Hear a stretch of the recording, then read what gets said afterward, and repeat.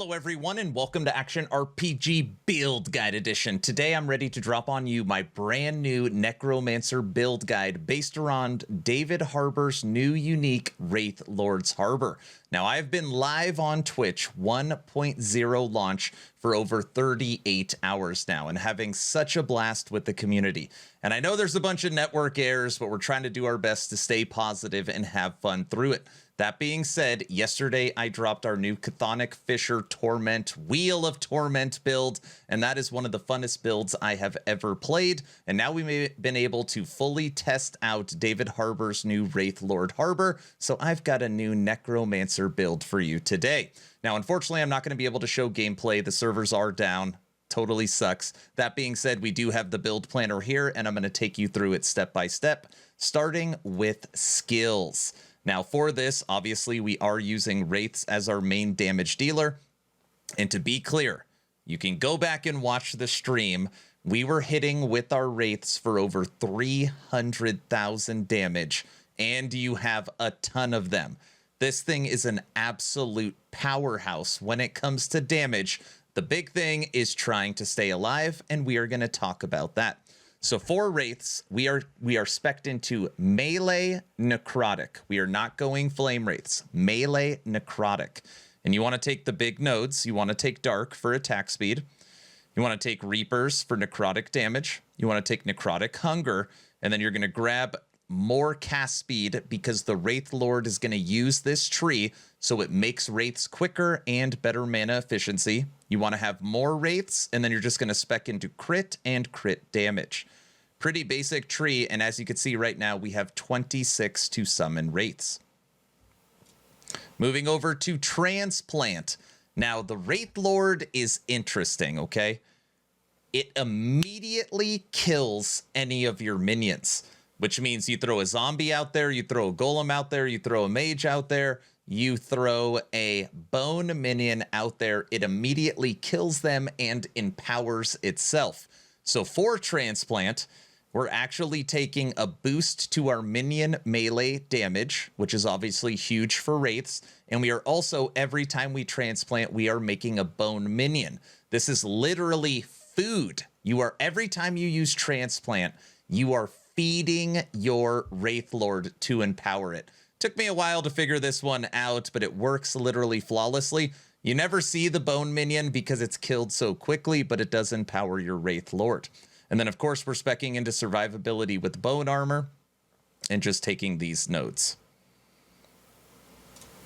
Moving over to Infernal Shade. Now, since you can't have any other minions, I was trying to figure the best way to super power your minions. So we're going double shade. And on here, we are taking all the nodes to the right so that you can target your own minions. And it has an unlimited duration. Now, we're doing something a little sneaky. This node right here, Shifting Doom, has a chance to reattach your shade at 100%.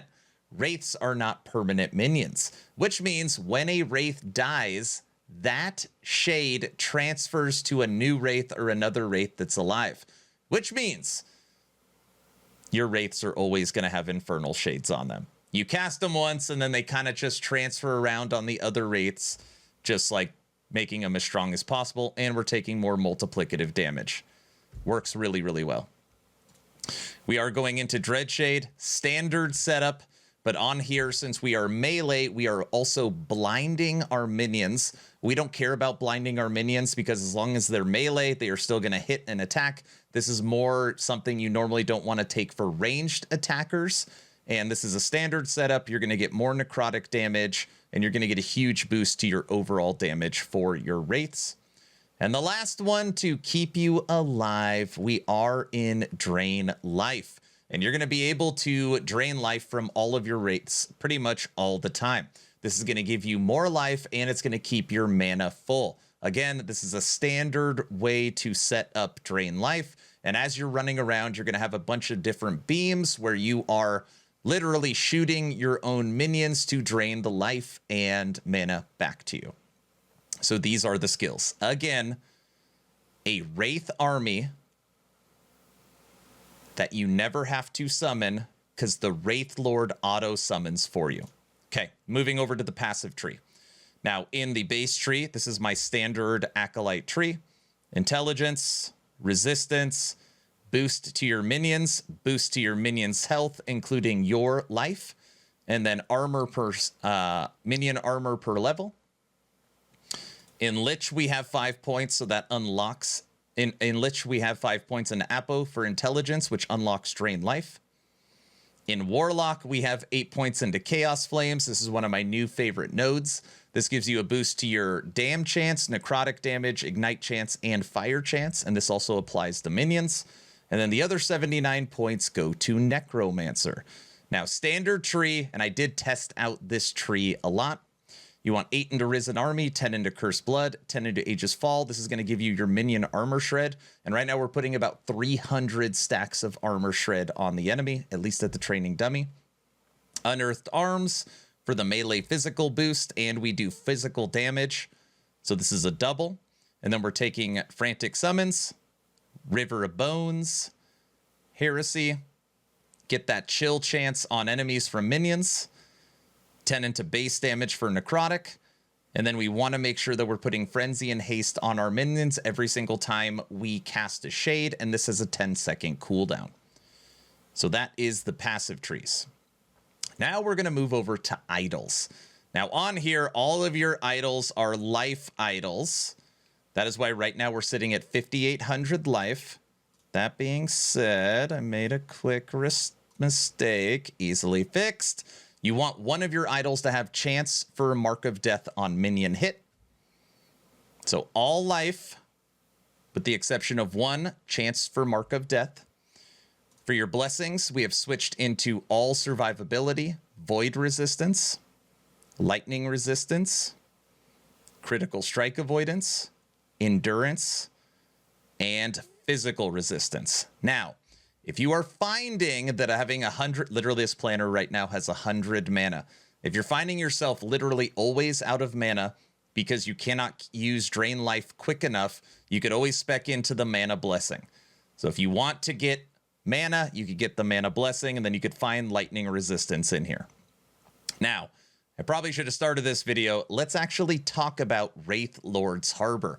David Harbour, the actor, Hopper from Stranger Things. He was the one that actually worked with EHG to make this item. Now, what does it do? Casting Summon Wraith instead summons a Wraithlord, which is a super big, huge Wraith. The Wraithlord scales with your Summon Wraith tree and summons other Wraiths while you in combat.